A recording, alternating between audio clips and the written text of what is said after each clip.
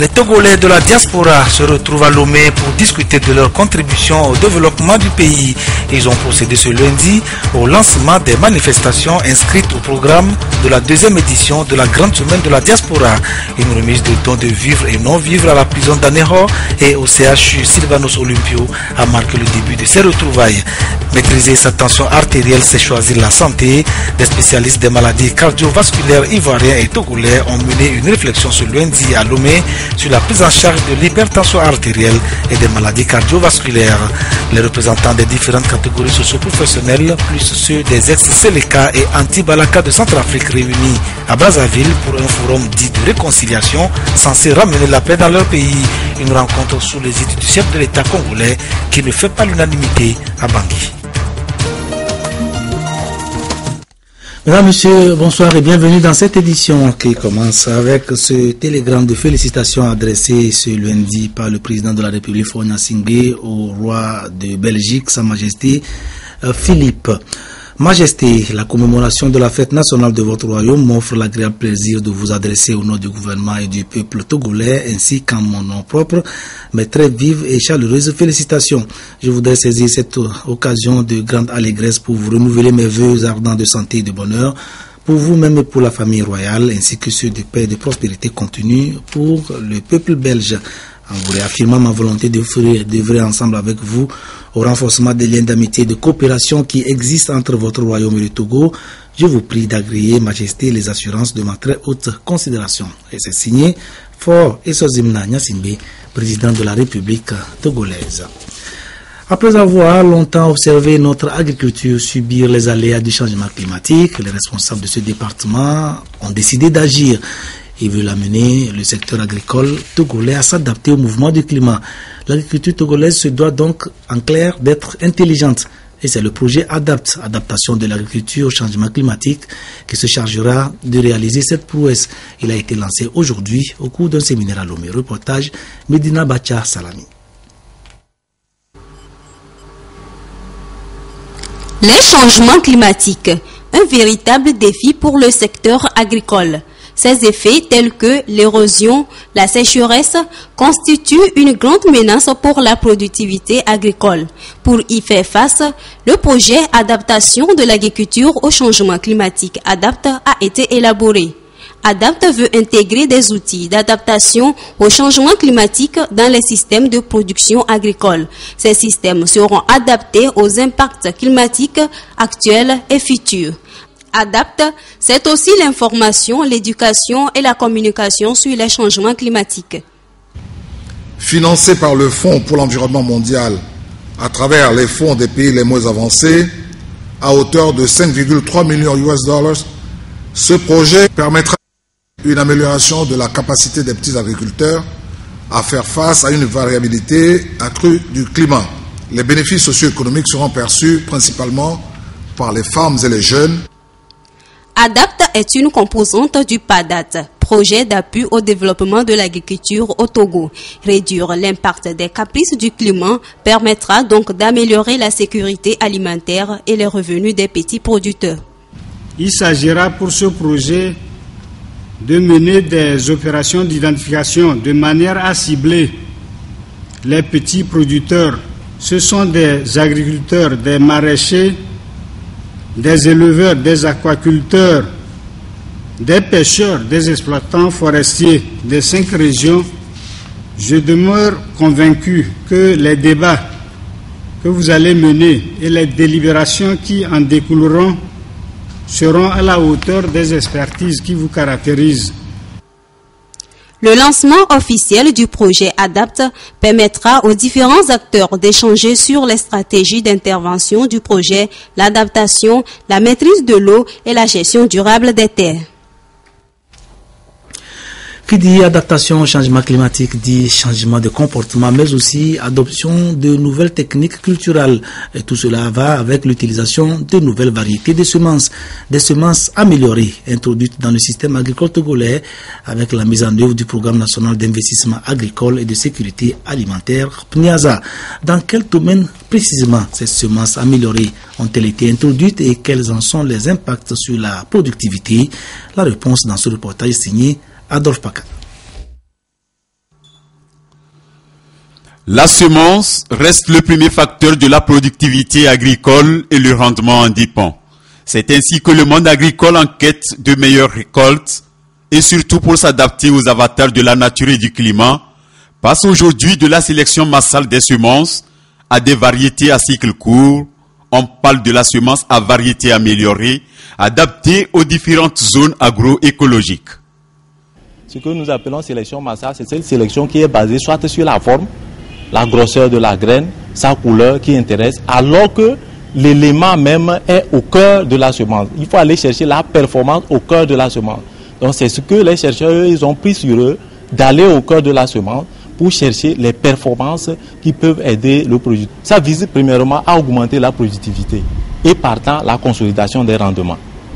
Par rapport à l'adaptation au changement climatique, nous avons des variétés à cycle court.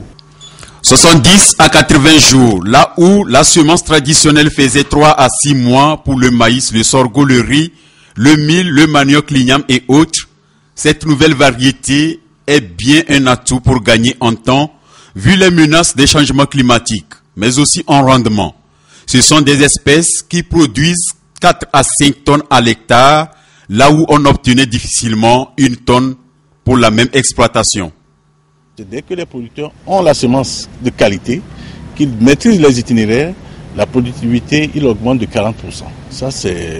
Donc l'amélioration de la productivité en production agricole passe par les semences améliorées. La nouvelle semble bonne pour les paysans togolais, mais elle peine encore à gagner le terrain. Jusqu'à la campagne agricole 2013-2014, seulement un faible taux de 5% a accès à ces avantages.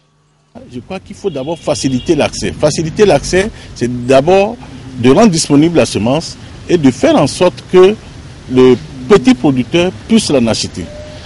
Prenez un kilo de semence certifiée aujourd'hui, il coûte 500 francs. Quand vous avez un hectare, vous avez à peu près 20 kilos qu'il faut mettre à l'hectare. Quand vous faites 20 kilos fois 500, ça vous fait à peu près, si vous faites rapidement un calcul, ça fait autour de 20 fois 500, ça fait 10 000. Ça fait 10 000 à peu près, 10 000 francs CFA. Donc pour certains producteurs, c'est un peu trop. N'est-ce pas alors un impératif de vulgariser cette technique? C'est pour ça que nous travaillons d'abord au niveau du PPAO à faire en sorte qu'on puisse subventionner cette semence. Depuis la campagne dernière, nous avons mis à disposition des producteurs près de 700 tonnes de semences améliorées que nous avions subventionnées à 115%. Donc nous avons touché à peu près 25 000 producteurs l'année passée. Cette année, nous avons réédité l'opération. On va toucher à peu près 60 000 producteurs parce que l'expérience est toujours en train de se démarrer sur le terrain. Le gouvernement togolais, dans sa politique de relance de la production agricole, s'est donc résolument tourné vers des stratégies dynamiques d'appui au monde rural. Et tout cela pour faire face à tout ce qui peut nuire à la productivité. Je le disais en titre, la grande semaine de la diaspora a démarré aujourd'hui à Lomé. C'est la deuxième fois que nos compatriotes résidant à l'étranger se retrouvent au pays pour mener des réflexions sur leur contribution au développement de leur patrie d'origine. Et en guise de coup d'envoi des activités de cette édition qui va durer 7 jours, ils ont offert des vivres et non-vivres à la maison d'arrêt d'Anéro et au CHU Sylvanus Olympio de Lomé. Reportage Ramdan Bassina. La grande semaine de la diaspora togolaise se veut une plateforme d'échange et de partage d'expériences entre ces Togolais de l'étranger et les différents acteurs qui animent la vie socio-économique du pays. Pour donner le ton à ces activités, ces Togolais de l'étranger ont fait des dons de vivres et de non-vivres aux détenus de la prison civile d'Anéro et aux patients du CHU Sylvanus Olympio à Lomé. C'est une manière de démontrer notre attachement, notre implication pour le développement de notre pays, le Togo. La diaspora voudrait bien s'impliquer plus pour aider les frères et sœurs qui sont restés ici. C'est pourquoi, ensemble avec d'autres organisations, nous avons fait ce don à nos frères et sœurs pour apporter notre plus. Ce geste citoyen est apprécié par les bénéficiaires. Tout ce qu'ils ont apporté était d'une grande nécessité pour nous. D'abord, ce lot de produits, ça va servir à nos détenus. Côté alimentation, ils ont pensé à nous aussi. Ils nous ont apporté 10 sacs de riz avec beaucoup d'autres choses. Donc nous tenons vraiment à remercier la diaspora pour vraiment avoir pensé à nous. Nous estimons que cette action vient à point nommé parce qu'elle va nous permettre de renforcer nos capacités de prise en charge des malades en général et particulièrement des indigents. Du 21 au 27 juillet, les différentes associations de la diaspora, notamment Togolese Foundation, Diaspora Sans Frontières, Atouza et bien d'autres encore, vont animer des journées d'échange et de sensibilisation sur les actions qui devront concourir au développement socio-économique du pays. La diaspora togolaise, ce sont 1 500 000 personnes. 187 milliards de francs CFA de transfert de fonds en direction du Togo pour 14 milliards de recettes fiscales, rien qu'en 2013. Une manne financière que les autorités togolaises ne veulent pas laisser se tarir de sitôt. Notre pays a en effet besoin de tous ses fils et filles pour booster son développement. Il compte donc et sur les moyens financiers et sur les connaissances de ceux qui résident à l'étranger pour y arriver. Aucune initiative n'est donc de trop pour les attirer et les inciter à venir investir sur place. Toute une batterie de mesures et de programmes a donc été mise en place depuis quelque temps en leur faveur, auxquels nos compatriotes semblent adhérer sans se faire prier. Carmen Madiakapo. Après plusieurs années à l'étranger, Robert Zohou s'est aujourd'hui installé au Togo. Il a créé sa propre entreprise, une société qui marche plus ou moins bien et génère des emplois. Ce qui m'a motivé à venir entreprendre, d'abord, j'étais intéressé à aller créer une entreprise. Je suis allé en Italie où j'ai fait mon doctorat en télémédecine. C'est avec ça que j'ai immigré au Canada, mais j'ai fini par comprendre qu'il fallait partir en affaires. D'où je suis allé faire le droit en immigration pour obtenir un permis d'exercice qui me permet de revenir au Togo et créer une entreprise pour aider nos jeunes Togolais. Près de 2 millions de Togolais vivent à l'extérieur et participent de diverses manières au développement socio-économique du pays. En 2013, par exemple, les transferts de fonds de la diaspora vers le Togo étaient estimés à 187 milliards de francs CFA. Des mesures sont prises au plan national pour permettre à ces Togolais vivant à l'étranger de contribuer plus efficacement à l'économie du pays. La mise en place de la direction des Togolais de l'extérieur au niveau du ministère des Affaires étrangères et l'unité de gestion du programme Diaspora Primature du Togo en sont des illustrations. L'une des grandes mesures que le gouvernement a prises ces derniers jours, c'est l'exemption des visas pour les Togolais de l'extérieur. Sur le plan de l'investissement, au plan fiscal et douanier, je vais tout de suite rappeler que le gouvernement n'a pas prévu de mesures distinctives, c'est-à-dire des mesures qui sont propres à la diaspora. Elle a mis en place un certain nombre de mesures qui profitent à tous les Togolais. Et ces mesures, on peut les voir dans les différents textes réglementaires que nous avons en la matière, à savoir le Code des investissements, la Charte des PME-PMI, le statut de la zone franche, le Code général des impôts, ou le Code minier. Ce sont des textes qui existent et qui prévoient un certain nombre d'avantages, que ce soit davantage fiscal ou douanier à ces Togolais de l'extérieur. Au niveau de la diaspora, les attentes sont toujours grandes. Nous demandons que le gouvernement prenne certaines décisions d'allègement fiscal pour les Togolais de l'étranger qui veulent importer des voitures dans le cadre de leur création d'entreprise. Et même, on demande aussi que pour un Togolais qui veut créer, un Togolais de l'étranger bien sûr, qui veut créer une entreprise, qui puisse avoir certaines facilités d'impôt, par exemple. Pour une meilleure gestion de tout ce mécanisme mis en place, le gouvernement préconise la création d'un fonds d'investissement des Togolais de la diaspora.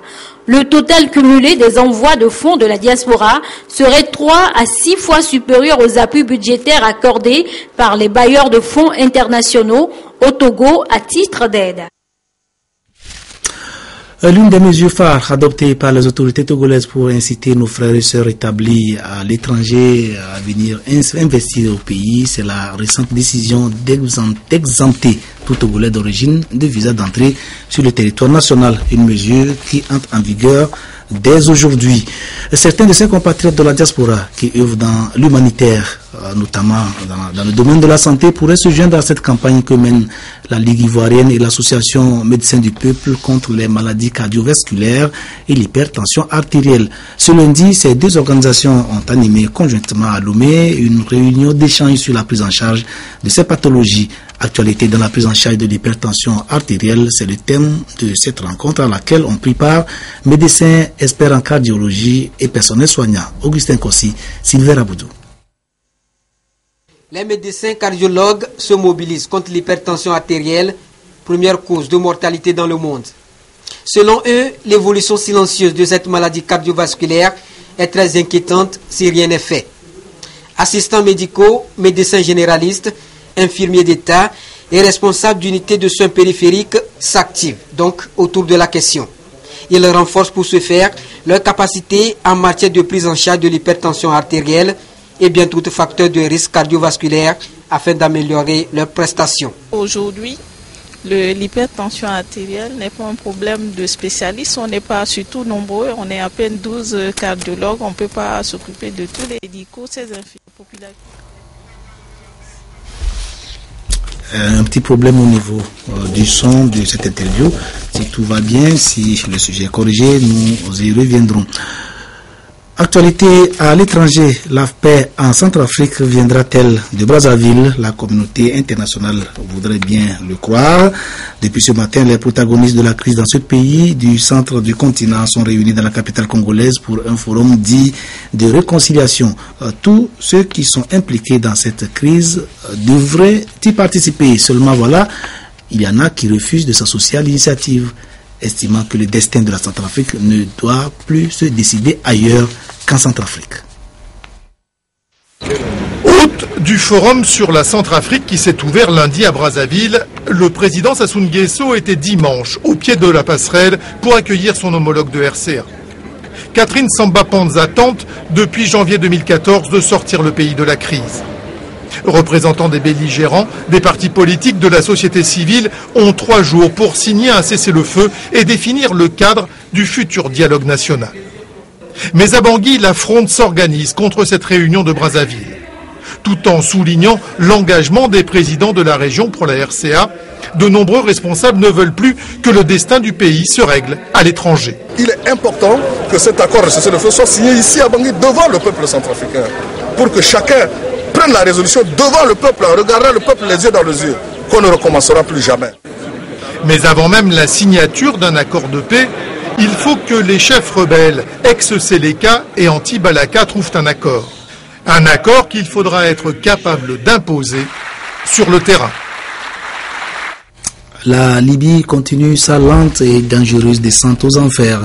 Les violents affrontements qui opposent depuis quelques jours des milices islamistes à des groupes armés autour de l'aéroport de Tripoli ne baissent pas d'intensité. Ils ont déjà fait 45 morts, dont une majorité de civils. L'Égypte aussi est aux prises avec ses djihadistes. Ceux-ci ont massacré 22 militaires ce week-end près de la frontière libyenne. Guerre contre les islamistes également en Tunisie. Voyons tout cela en bref en partant de la Libye. Les combats font rage autour de l'aéroport de Tripoli en Libye. Dimanche, 5 civils ont péri, victimes de tirs de roquettes sur leur logement.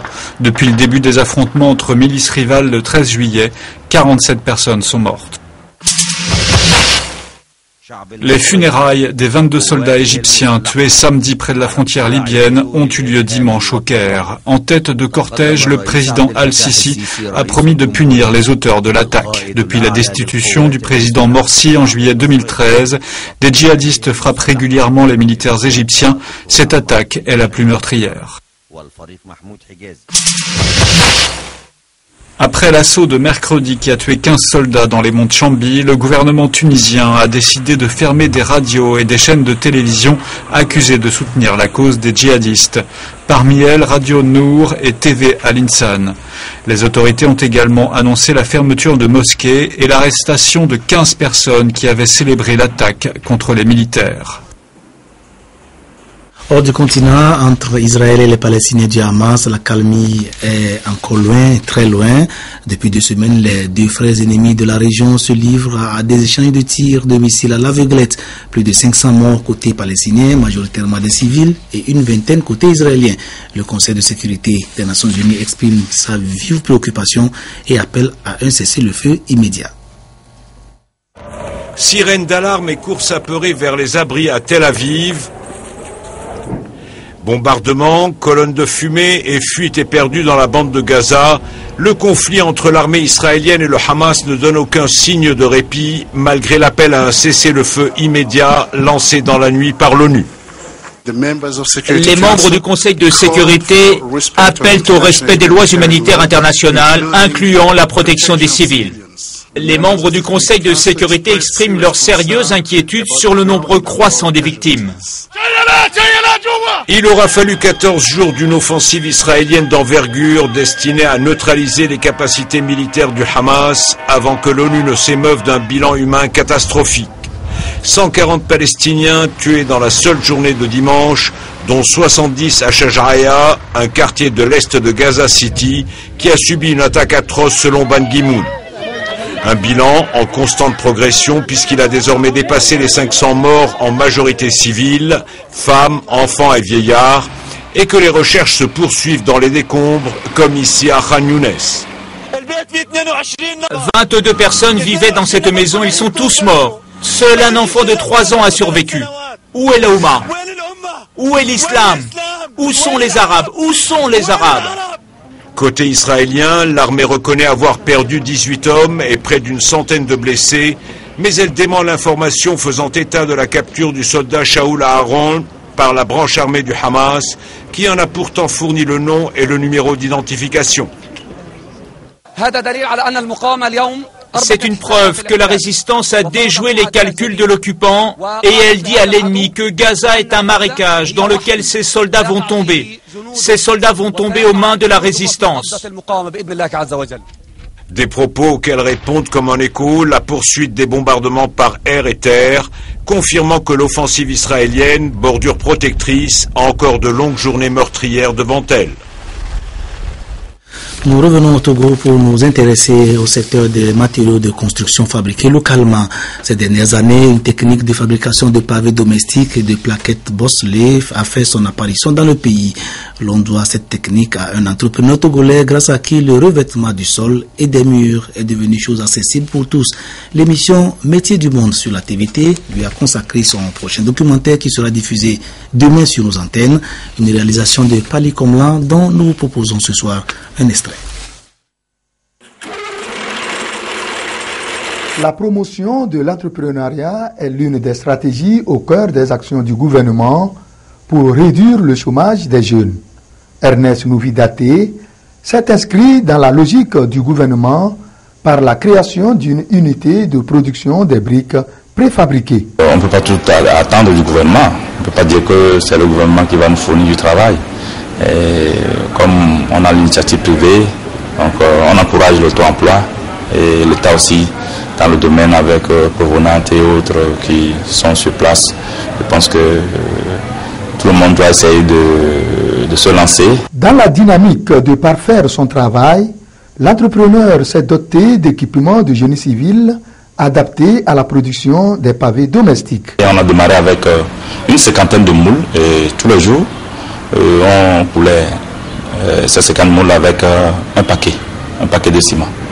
Et avec le stock qu'on a fait, on a vendu les pavés et on a relancé, on a encore commandé des moules plus, le surplus de moules. C'est de là qu'on a commencé à petits coups et avec le sérieux et l'assiduité dans le travail et voilà. Et on a une référence aujourd'hui. Suite à des expériences acquises dans la sous-région, l'entrepreneur en génie civil a innové son travail par la création des plaquettes bosselées. Les faux carreaux ou les plaquettes bosselées, ça corrige les fissures au niveau des murs et des élévations et ça minimise aussi les intempéries. En architecture, c'est très bon. Et en art, tout ça là, c'est très bon. S'il pleut aussi, on ne voit pas, même pas dans la chambre. Aujourd'hui, le gouvernement a créé un environnement favorable à l'émergence d'une culture entrepreneuriale. Il revient à la jeunesse de saisir cette opportunité pour apporter son génie à la construction de la nation. La métier du monde, c'est un documentaire qui vous sera diffusé demain à 19h. Sur le marché du livre, c'est un nouveau recueil de poèmes qui va faire le bonheur des amateurs de cette forme de littérature en cette période de grandes vacances. Sermon cutané, c'est le titre de l'ouvrage réalisé par Roch Akleso Kanaza, une œuvre à connotation religieuse qui invite le lecteur à s'approprier les prescriptions bibliques. Gérald Lagoudou et Rachel Aokou ont assisté à sa dédicace ce week-end. Reportage. Sermon cutané, un recueil de poèmes de Roch Akleso Kanaza. L'auteur met en relief les réalités sociales auxquelles le monde est aujourd'hui confronté. Il s'agit entre autres de l'amour, la fidélité, la sexualité, la seconde génération. C'est une série de surprises que la poésie m'a faites. Donc vous y trouverez tous les thèmes possibles. Et traiter sermon cutané, ça veut dire que bon, c'est à la fois le côté spirituel, religieux, qui continue le côté sermon, et le côté cutané, charmant, le fait vous voulez mondain, tout cela. Donc ça aborde à la fois les thèmes religieux, de la réalité de la vie. Donc c'est les deux thèmes entremêlés et qui est difficile même de démêler. Un ouvrage d'une centaine de pages qui a séduit. Cet ouvrage nous conseille, nous éveille, nous amène à prendre conscience de notre vie. Aux éditions Continent, nous avons accepté d'éditer ou d'accompagner M. Kanaza parce que ces messages nous donnent beaucoup d'espoir à croire en nos talents, à croire en Dieu qui nous a créés. Roch Akleso Kanaza a fait ses études à l'université de Lomé en lettres modernes. Il dénonce le vagabondage, l'infidélité, l'inégalité, l'injustice, la dépigmentation et d'autres faits qui minent la société. Roch Akleso Kanaza est élève pasteur à l'Institut biblique et théologique de l'Église des Assemblées de Dieu du Togo à Sada, à Atakpame. Notre sommeil, car croyez-nous. La danse de salon du Togo fête son anniversaire. City Star Dancing Club de Lomé, qui a été créé en 1954, célèbre son jubilé de diamant. Les festivités ont été officiellement lancées samedi dernier à son siège ici à Djidjolé. Reportage Medina Bacha Salami. Ces images relatent l'histoire de City Star Dancing Club depuis sa création en 1954. 60 ans de parcours dans l'enseignement et la pratique des danses de société telles que la danse de salon ou classique et la salsa. Esquissés seul, en couple ou en groupe, ces styles de danse sont à la fois récréatifs, sportifs et favorisent l'épanouissement artistique, culturel et social. C'est pourquoi le jubilé de diamant est célébré autour du thème « La danse de salon, un outil de socialisation et de communication ». L'objectif, c'est de vulgariser la pratique de la danse à Lomé et au Togo. Parce que nous savons que la danse, comme toute activité physique, procure beaucoup de bienfaits. À travers la danse, on peut avoir développé le maintien de son corps. On peut maintenir la souplesse. On peut éviter les arthroses. On peut éviter également le vieillissement du corps. La célébration des 60 ans de l'association City Star prendra fin en février 2015. Elle sera meublée de journées portes ouvertes, des soirées traditionnelles et de sensibilisation sur la tension artérielle. La visite des stands a mis fin à cette cérémonie.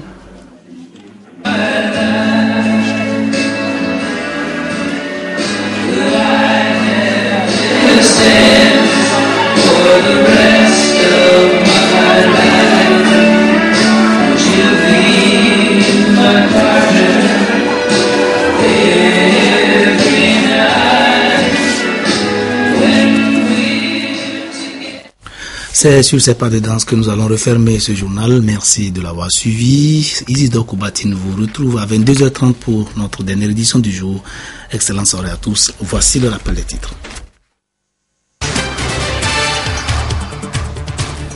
Les Togolais de la diaspora se retrouvent à Lomé pour discuter de leur contribution au développement du pays.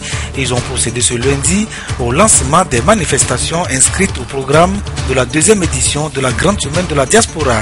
Une remise de dons de vivres et non-vivres à la prison d'Anéro et au CHU Sylvanus Olympio a marqué le début de ces retrouvailles. Maîtriser sa tension artérielle, c'est choisir la santé. Des spécialistes des maladies cardiovasculaires ivoiriens et togolais ont mené une réflexion ce lundi à Lomé sur la prise en charge de l'hypertension artérielle et des maladies cardiovasculaires. Les représentants des différentes catégories socio-professionnelles, plus ceux des ex-Seleka et anti-Balaka de Centrafrique réunis à Brazzaville pour un forum dit de réconciliation censé ramener la paix dans leur pays. Une rencontre sous les idées du chef de l'État congolais qui ne fait pas l'unanimité à Bangui.